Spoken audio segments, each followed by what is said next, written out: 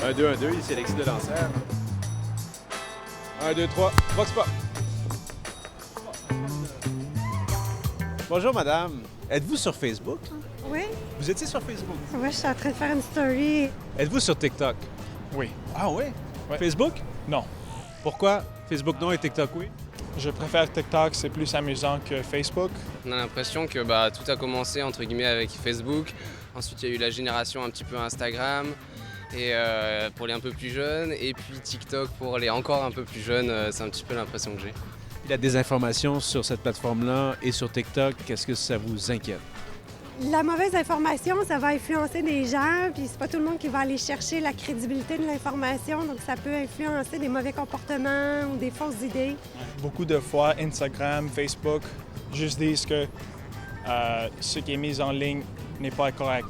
Ils ne font pas assez pour démontrer sur quel point ils ne sont pas vrais ou ce qui est faux. Vous ne trouvez pas que c'est la responsabilité de ces plateformes de nous fournir les outils, les moyens nécessaires à notre portée pour qu'on puisse nous-mêmes, en tant qu'utilisateurs, valider les contenus et la qualité des contenus? Je pense que si, mais je vois pas comment ils pourraient mettre ça en place. Ouais, pareil. Je ne sais pas comment ils pourraient le faire, mais ce serait bien. C'est complexe, c'est un sujet complexe.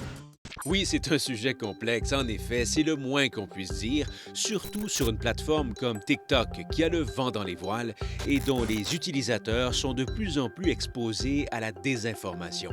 C'est ce qu'on avait d'ailleurs constaté l'an dernier quand Jeff et Nicolas avaient testé l'efficacité de l'algorithme de TikTok, capable de cerner rapidement le profil des utilisateurs pour ensuite leur suggérer des contenus trompeurs ou carrément faux.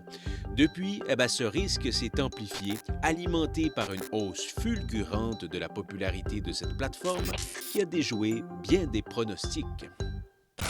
Jeff, il y a à peu près un an, tout juste, on entreprenait la troisième saison des Décrypteurs en parlant de TikTok qui avait le vent dans les voiles, grâce notamment à son algorithme très puissant et redoutable.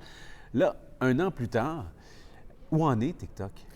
Bien, c'est ça. C'est l'ascension fulgurante de TikTok a continué. Je pense qu'on avait vu juste. Si on s'était trompé, c'était peut-être de ne pas voir la vitesse, de bien saisir la vitesse à laquelle TikTok allait devenir de plus en plus dominant. Donc, on sent dans la dernière année qu'il y a quelque chose qui a changé. Donc, on dirait que l'étoile de Facebook en tant que réseau social de référence a peut-être pâli un peu. Pas pour dire que Facebook disparaît du jour au lendemain. Facebook a toujours plus de 2 milliards d'utilisateurs mensuels actifs, mais on voit qu'on reçoit moins de signalements de la part des lecteurs de publications Facebook. Des fois, on voit que les choses qui circulent sur Facebook ou sur Twitter sont des vidéos de TikTok. On voit que TikTok attire non seulement des jeunes, mais un public de plus en plus large. Et on sent qu'il y a quelque chose qui se trame, qu'il y a peut-être un changement de garde dans le sens que TikTok va peut-être prendre le dessus même sur les autres réseaux sociaux. C'est ça, on le sentait l'année passée, mais là, on dirait que ça va plus vite et puis c'est encore plus important comme phénomène. Est-ce que c'est un phénomène qui est mesuré? Est-ce que tu nous décris là, ce changement de tendance-là? Est-ce qu'on le voit? J'ai vu un graphique qui est quand même intéressant de la part d'un site web qui s'appelle Know Your Meme. Donc, c'est en quelque sorte une encyclopédie des memes sur Internet. Donc, on en a souvent parlé à l'émission, là, ces images à caractère humoristique ou qui font réfléchir, qui lancent toutes sortes de messages politisés, moins politisés. Des images, des vidéos. Ouais. C'est des idées que les gens copient, remixent à leur façon et balancent sur le web. Donc, Know Your Meme a fait un graphique où on montre la provenance des memes de 2011 jusqu'à aujourd'hui. Donc, les plateformes qui ont donné naissance aux memes. Donc, on voit que, par exemple, en 2011, la ligne jaune, c'est YouTube. Donc, près de 40 des memes sur Internet provenaient de YouTube. On voit qu'aujourd'hui, c'est rendu à 13-14 J'attire l'attention sur la courbe de TikTok qui part de zéro. Ça, c'est la mauve. Là, la mauve ici. Qui est à zéro en 18. Part de zéro à 2018. Maintenant, c'est la plateforme numéro 2 en termes de création de memes sur Internet. Twitter est encore la plateforme où les memes naissent le plus souvent, mais la tendance est à la baisse. Ils vont peut-être se croiser bientôt. Là. Donc, on voit que TikTok a une influence de plus en plus importante sur la culture du web. Si TikTok devient en effet le moteur de création culturelle sur Internet, ben on va y passer. C'est certain qu'il y a des choses qui vont se glisser là-dedans qui ne sont pas nécessairement très positives, disons. Ben oui, c'est sûr, Jeff, on le voit, on l'a observé, de plus en plus, là, des infos circulent sur TikTok. On peut raisonnablement prévoir que ça va continuer dans ce sens-là. Alors, si on ramène ça sur nous, puisqu'on patrouille le web pour dénicher la désinfo. Jusqu'à quel point c'est facile de surveiller ce qui se passe sur TikTok par rapport à, je sais pas, Facebook, l'exemple classique? C'est un nouveau défi, disons, on va le dire de cette façon-là. Facebook a été critiqué maintes fois pour l'opacité de son algorithme, d'avoir permis à toutes sortes de choses de circuler sur la plateforme. Il y a quand même des outils qui sont disponibles.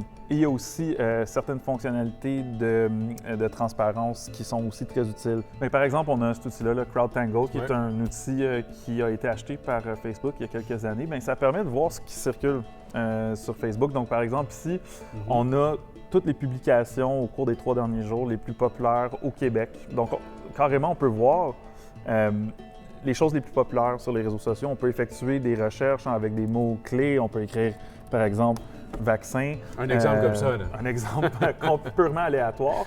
Et on peut voir, bon, c'est quoi les publications qui parlent de vaccins les plus populaires. Donc ça peut être très utile pour des gens comme nous qui essayons de surveiller ce qui circule sur le web. D'autres choses qui est possible sur Facebook, par exemple, j'utilise l'exemple ici de la page de Radio-Canada Information. Supposons qu'on ne sait pas c'est quoi Radio-Canada Information, qu'on n'a jamais vu cette page-là. Il y a quand même l'onglet Transparence, qui est quelque chose qui a été ajouté il y a quelques années par Facebook, qui permet de voir que... Des informations de base. Que la page est gérée par des gens qui habitent au Canada. On peut aller voir la banque publicitaire, donc on peut voir les publicités qui sont diffusées par cette page Facebook-là. Si c'est des publicités qui sont politiques, par exemple, on a accès au budget qui est alloué, à l'auditoire qui est visé, toutes sortes de données comme ça. Mais ce sont des choses qui sont très utiles pour nous, là, de savoir qui gère la page, ça nous donne une idée de qui est derrière ça. Qui finance, c'est ça, certains possiblement, ouais, ça ne nous donne pas toujours toute l'information qu'on veut. Une chose est certaine, ça peut donner des indices pour essayer d'aller déterminer là, qui se trouve derrière une page Facebook. Aussi, une autre chose utile qu'on utilise souvent, c'est une autre application de CrowdTangle qui permet de voir, supposons, avec un article, toutes les personnes qui ont partagé sur le web, donc d'aller voir sur qui a partagé cet article-là sur Facebook, combien d'interactions ça a généré. C'est pas pour dire que Facebook est parfait en matière de transparence, mais on a quand même accès à une boîte à outils qui nous permet de bien faire notre travail, d'être capable de non seulement mesurer la viralité des choses qui circulent sur le web, mais aussi de les traquer. Ça, c'est pour Facebook. TikTok, disons que la boîte à outils est moins garnie en ce moment-là. TikTok, c'est un autre univers complètement. C'est moins basé sur les comptes auxquels on est abonné, même si ça influe ce qu'on voit sur TikTok. C'est plus un flux d'informations, de contenu qui est infini, qui est complètement différent de Facebook, par exemple. Là, on a une vidéo ici. On ne sait pas quand est-ce que ça a été publié. Il n'y a pas de date nulle part. Il n'y a pas de date. Non. Il y a le nom de l'utilisateur. On voit qu'il y a beaucoup d'interactions, donc 16 millions de j'aime, 84 000 commentaires. Donc, on sait que c'est quelque chose qui est assez viral, mais qui l'a regardé, qui l'a repartagé, c'est assez difficile à déterminer. Si on clique sur le compte qui a diffusé la vidéo, on n'a pas beaucoup d'informations. On sait qu'il y a 3,8 millions d'abonnés, ce qui est quand même appréciable. Mais contrairement à Facebook, on ne peut pas savoir quand la page a été créée, où la personne est basée, dans quel pays. Non, on ne peut pas savoir ça. Il n'y a aucune transparence. Okay. On n'a pas accès à des outils comme CrowdTangle, comme je montrais, qui montrent c'est quoi les choses les plus virales en ce moment. Comment voyagent les contenus sur la plateforme. Exactement. Qu'est-ce qui pourra avoir la pression suffisante sur TikTok pour qu'il y ait des mesures mises en place? Je pense que TikTok n'y échappera pas. Donc, il faut se rappeler les outils que Facebook a aidé à mettre au point, les fonctions de transparence comme la banque publicitaire et l'emplacement des gens qui gèrent une page de Facebook. Ça a été créé en réponse à des pressions, dans le fond, pour permettre aux gens d'avoir une meilleure idée de ce qui se passe sur la plateforme et d'avoir une plus grande transparence. La même chose pourrait arriver avec TikTok. Bien, je pense que c'est inévitable dans le sens que là, à mesure qu'une plateforme commence à atteindre des centaines de millions de gens, il y a des gens qui vont réaliser qu'ils peuvent utiliser TikTok à mauvais escient. Et puis quand les acteurs malveillants vont comprendre ça et commencer à se lancer dans TikTok, bien, tôt ou tard, TikTok va avoir les mêmes pressions qu'ont subi Facebook et Twitter il y a 5-6 ans. TikTok est une entreprise qui est détenue par une entreprise chinoise. Bien, c'est ça. C'est pour ça que certains ont des doutes sur la capacité de TikTok de réellement mettre en place des mécanismes de transparence. On n'associe pas la Chine à la transparence. Non, puis on a vu qu'il y a eu des enjeux de modération. Par exemple, des vidéos qui parlaient de la minorité ouïghour en Chine qui avaient été retirées. TikTok a quand même des politiques de modération assez strictes en matière de sexualité, ce qui ne plaît pas à certains créateurs LGBT, par exemple. Donc, c'est sûr, tôt ou tard, si TikTok devient la plateforme dominante, c'est sûr et certain qu'ils vont faire face aux mêmes questions.